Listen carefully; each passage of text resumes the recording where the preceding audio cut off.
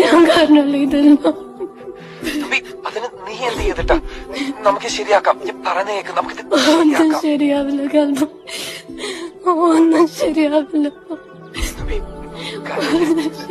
ശരിയാക്കാം.